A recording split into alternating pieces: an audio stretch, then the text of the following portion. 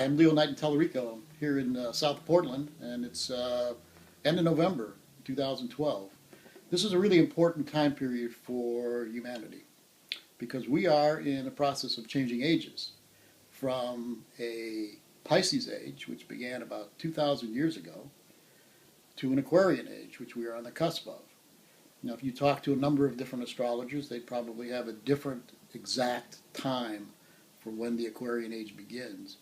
Personally, for my own study, I believe that that's going to happen in December of 2020.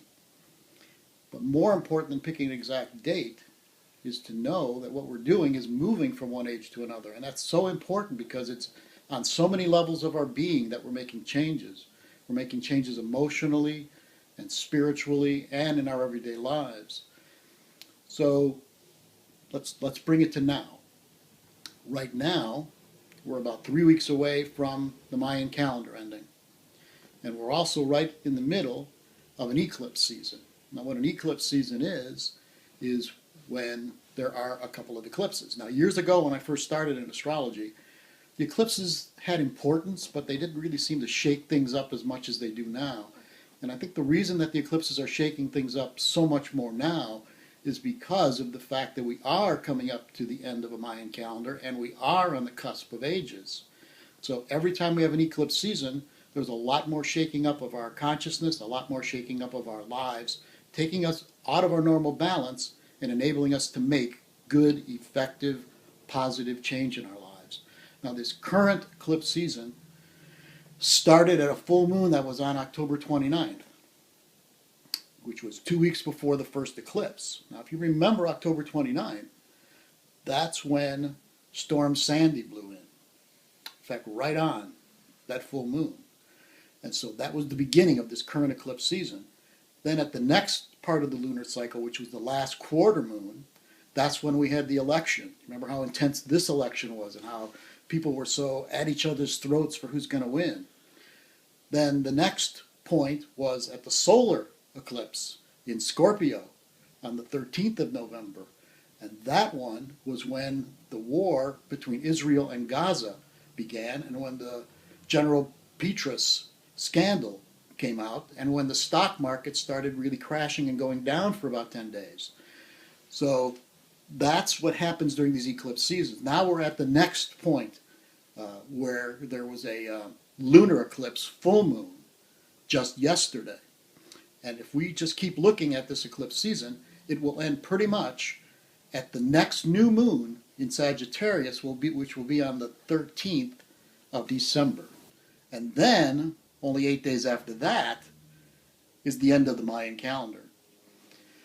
So right now, it's a really intense time for everybody, or for most people, at least for most conscious people. It's a very intense time where you can actually feel some of the shifts that are happening in our world and in our consciousness. What do I think is going to happen? Well, you know something? I don't think that there's like big events, world events, necessarily that are going to happen between now and the Mayan calendar, at the end of the Mayan calendar. But I do believe that there are going to be big world changes that are going to continue to happen throughout the next several years. There's a Uranus square Pluto aspect that started in 2012, this year, and will last through 2015. Now, the last time that Uranus and Pluto made an important aspect with one another, a major aspect with one another, was in 1965 and 66, when they were conjunct one another. You all know what that was. That was the 60s revolution coming on. So now with Uranus square Pluto, we can expect more revolutionary and evolutionary change over the next several years. World events-wise, what you saw with the Gaza situation, with the war between Israel and Gaza, the Middle East is going to be a very important place for the changes that are going to happen in the world over the next several years. And I'll tell you why. The major religions that we have on this earth, 3 of the major religions, Judaism, Christianity, and Islam, were all begun in that Middle East region. All 3 of them. And you know how much fighting there is in the Middle East. amongst people of these separate religions. Secondly, the major civilizations that we have had were begun in that region. Sumeria, Babylonia, Egypt. Those were three of the major first civilizations that erupted into our world many years ago. So, the Middle East region is important both from a religious, spiritual standpoint and from a civilization standpoint. And you can see how much turmoil is going on in the Middle East. And that's where it's going to continue, because it's that cell in the body of our earthly human family that we need to make all the major changes.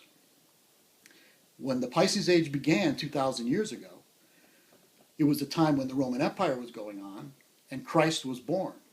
And that's been a theme for the Pisces Age. Empires and saviors. Empires and religion. Organized major religion, for the first time on our earth, happened during the last 2,000 years. Islam, Christianity. Empires, there's been one after another during those same 2,000 years. So there's been kind of a split in humanity between our spirituality and our material concerns during these 2,000 years. Now we're ready for an Aquarian age. We're ready now to move beyond an era of like huge empires or kings and queens or governments or dictators or anything telling human beings how we're supposed to be. And we're also moving beyond religion telling us who we're supposed to be. Religion telling us that we're supposed to answer to certain rules and regulations according to those religions. And the era of saviors is then leaving. You know how many people have been killed or assassinated or died who were like special spiritual people on our earth besides Christ? Even just in recent times. Martin Luther King, John Lennon, John F. Kennedy. People who have like martyred themselves for the betterment of humanity, even though they weren't consciously necessarily doing that. We don't need that anymore. We need to be in a world that doesn't have superpower empires and doesn't have saviors, but has we, the humans, the people of this earth, taking over this earth, and it belongs to us. Not belongs because we don't own the earth, but we will be the stewards who are responsible for it, and we don't need people or governments or corporations bigger than us telling us what to do. We will do it because we'll take responsibility for it ourselves. The Aquarian Age is also about equality. It's about everyone being intrinsically equal. Does that mean everybody does the same thing, or everybody's got the same worth in everything that they do? No, some people will be better at certain things, other people will be better at different things than that. But our essence, in the eyes of the universe, we are all equal, and we're moving into an era where we're all going to know that. And the biggest part of this Aquarian age is that it'll be diversity in unity. A lot of people don't understand that. They understand unity, and unity, they believe, is like we're all wearing the same uniform. And diversity is when everybody's different and we can't get together. Diversity in unity is something that's going to be new for this earth. It's where there's a respect for all the differences, whether it's race, sexual orientation, nationality, but at the same time that there is an honoring of the diversity, we are going to have a deeper knowledge that we are all one. We are unified on this earth. So every time there's an eclipse season, as there is now, we each have an opportunity of releasing our old belief systems, our old ways of being, our old thought patterns that are a part of the old age, a part of the old way of thinking and being. And we have an opportunity of embracing this kind of unity consciousness, diversity and unity consciousness, as we move in to this new world. Another belief system that's really important, I'm just going to touch on one more today, and that's the victim-perpetrator consciousness, which it's so hard to break. And it's a part of this savior mentality that we have. It's a part of like the spiritual people are those that will sacrifice themselves for the betterment of humanity. No one has to sacrifice themselves for the betterment of humanity. That's Pisces age. We need to be in group consciousness and group action to change the world. No one should have to give their lives in order for our world to change anymore. And that's a part of the Aquarian age too. So here we are, 3 weeks out from the Mayan calendar ending. And all the things I've been talking about are important for that ending too. This feeling of we're all one, we're all in unity, although we're diverse, is an important thing to make intention on, and to make an intention for your own personal life. And as you make intention, you know that that's how shifts and changes happen for you and for the world. It's by strong intention, and not just strong intention mentally, but strong intention that's happening on a mental level, a heart level, emotional level, and a spiritual level. It means you can feel what it is that you're intending. And the more that you can do that, the more that you're a part of the shift that we all want to see on this earth. So I don't know exactly what's going to happen over these next few weeks. I really don't, because it's beyond my expertise as an astrologer. But I do know that it's important for us to see it as a marking point in our journey into the Aquarian age.